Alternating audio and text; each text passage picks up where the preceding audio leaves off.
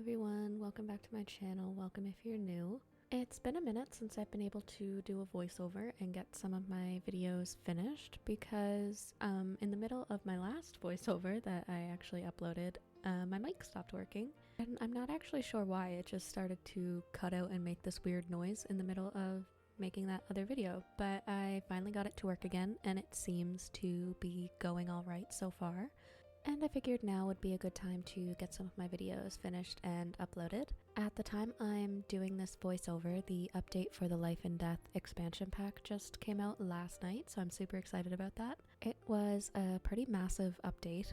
Most of my mods broke. A couple of them have updated already, so I'm just sort of going through the process. Lucky for me, I don't actually have a lot of gameplay mods that I rely on really heavily, so I was able to explore the update that dropped, and it is so good. I pre-ordered the pack and I cannot wait. I am so excited. This is the first time since growing together that I've been really excited for a pack launch. From what we've seen so far, this pack looks incredible. The team that worked on this did a very good job. One of the features that I got to explore a little bit in this update was the new occult picker.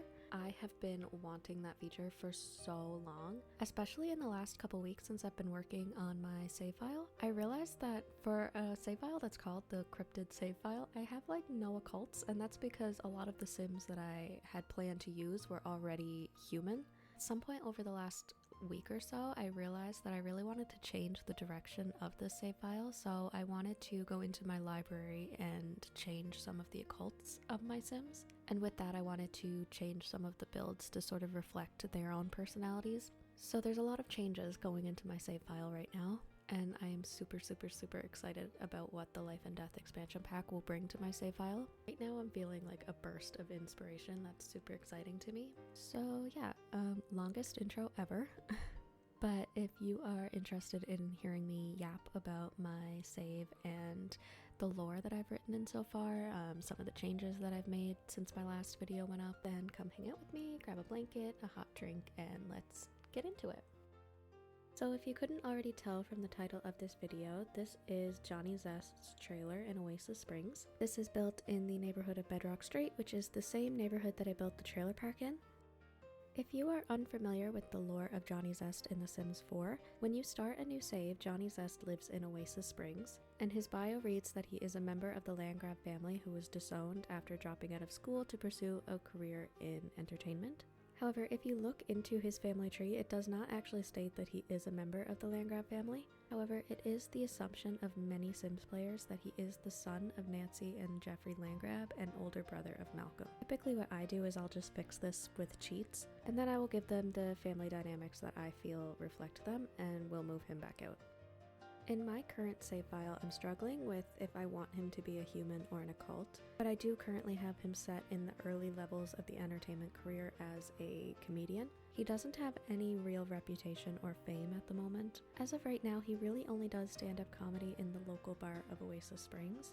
Johnny is a career ambitious sim, however he lacks the personal motivation that would allow him to advance in his career. Other traits that I give him to go along with ambitious are lazy and slob. He's kind of a complicated character in my opinion. He's a good man, he's very humble, and he has a lot of close relationships with those in his inner circle. Unlike Nancy Landgrab, who is very snobby and self-centered, Johnny is very content living the lifestyle that he does. The Landgrabs are one of the wealthiest families in Oasis Springs, but Johnny doesn't feel as though he's missing any of that. He prefers the lifestyle that he has now. I also think that I gave him a cat, an orange tabby named Zesty, which I just thought was really cute because of his attachment to his stage name Johnny Zest. So he's not alone in his trailer, he's got a little best friend with him. Now that I have a decent amount of builds and sims placed, I really feel that pretty soon I'll be ready to do a lore video. I have touched on certain aspects of the story that I have written so far, but I really feel like a full-length video that I could go over the lore and how it connects to each other would be helpful. I tend to ramble, so sometimes I feel like in my voiceovers I don't really cover the things that I want to cover sometimes. So stay tuned for that because that will happen very soon. I'm still in the early stages of sorting through my ideas and writing down like a little, not a script, but like just little bullet points of things that I want to talk about. Almost all of the sims that I've placed so far are connected to each other in some way, but it would be helpful for me to have things written down so that I don't forget anything when I go over it. And I'm thinking that video will probably be a bit longer than the ones I've uploaded as of lately. I'm thinking that'll probably happen after the pack releases, because once the pack releases, then I'll be able to go through some of my Sims and sort of change them up a little bit, like I was talking about earlier with the occults and everything. So by the time I do that video, some of the builds that I put in already will probably be different. I do know that this one will stay the same though. I do like Johnny Zest's trailer. I'm very proud of it actually. So yeah, that's pretty much all I have in terms of Johnny Zest right now. There's still a lot more stuff that I have to put down in Oasis Springs before I can really develop him any further. I have to build the bar, still have to build the land grabs home and place them. I did their makeovers and stuff, so they do fit more of my style right now. I need to build their home, and I'm not very good at building like mansion style homes or just bigger homes in general, because I feel like they always end up so empty. So I may end up just downloading one from the gallery. I will build the bar though, because I do have ideas for that. Also, now that I'm more into doing the occults, there's so many ideas that I have that I need the pack first. Like I want to do funeral homes and graveyards and just spooky stuff like that. Once the pack releases on Halloween, I think I'm going to take a break from Oasis Springs and I'll start uploading more builds of Forgotten Hollow and Moonwood Mills, and I'll start adding those occults there. Although there's going to be occults like across every world.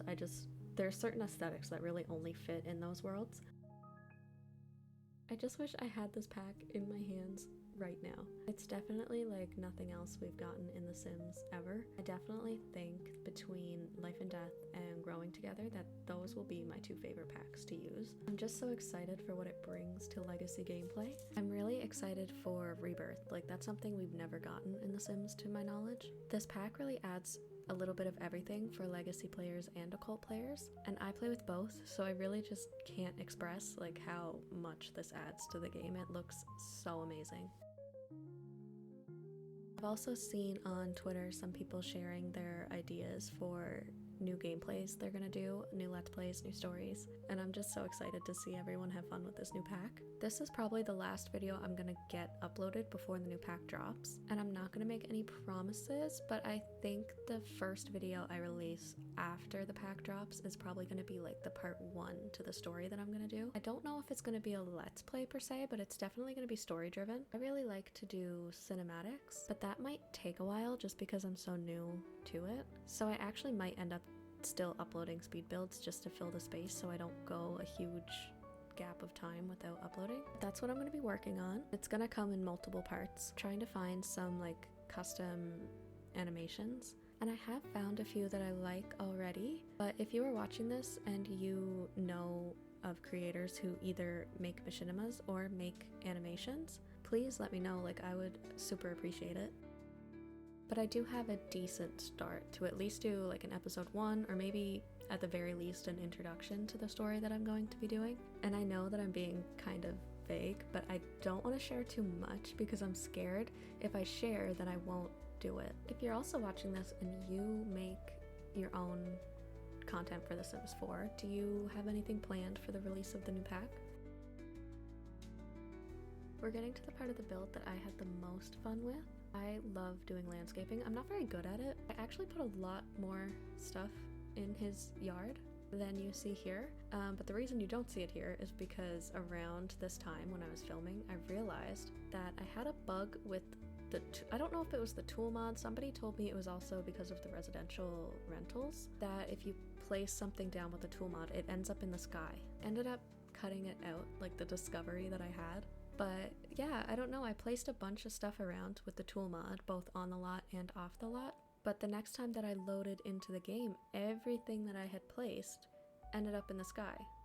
So I did it again, and then the same thing happened. So it was so hard to figure out how to get rid of it. Now I'm scared to place anything with the tool mod again. I don't know what's going on because I've seen other people place items with the tool mod that also have residential rentals in the same neighborhood, and theirs doesn't do that. So I don't understand why I'm having that bug. I did like an app recovery and a game repair. I did a batch fix with Sims 4 Studio. So I don't know. If you have any ideas, let me know. I love the tool mod, and I would be so sad if I wasn't going to be able to use it just because I have residential rentals. But yeah, that's what I've been trying to figure out lately.